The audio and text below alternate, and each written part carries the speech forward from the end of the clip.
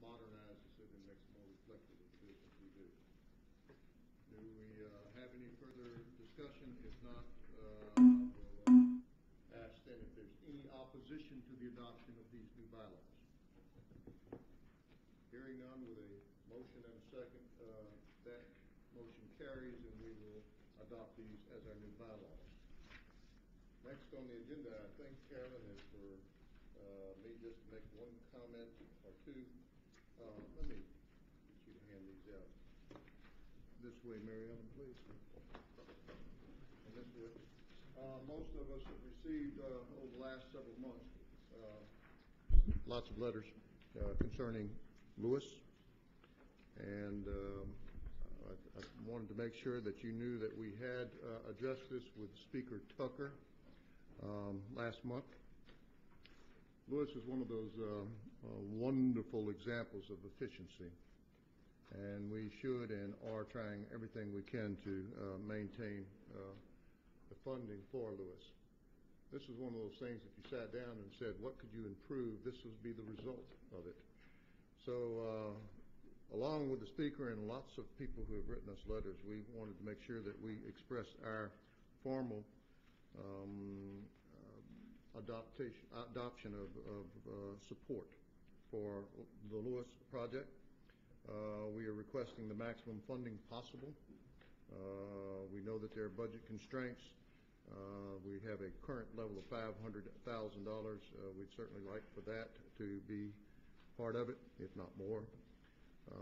We really do believe that if Lewis is harmed much more, it's going to set back the ability of our universities to provide the type of operations that we all expect of them. So we will. Mr. Raspberry, you okay? Well, I would like to make a complaint about the HVAC in this building. There's a dust mite that lives there that gets me every single time I come to this room. That's the next agenda item, Bubba. Is there a lawyer in there? There are lawyers everywhere, Joe.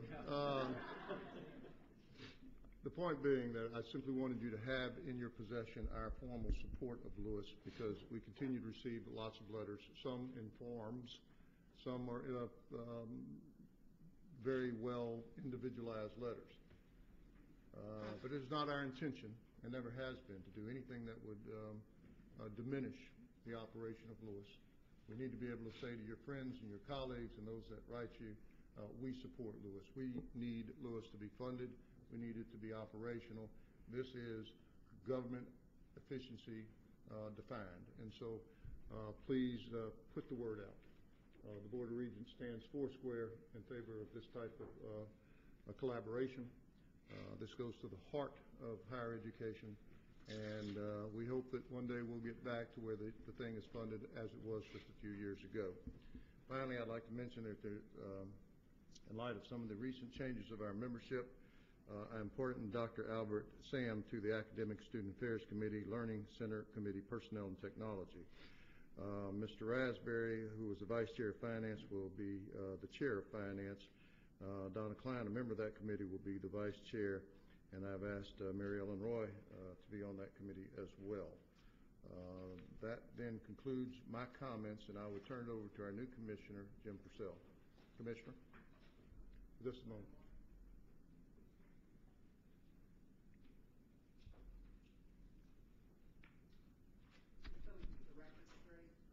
The committee appointments were ratified at the beginning of the year. I just want to make sure we can have a motion to ratify these new appointments.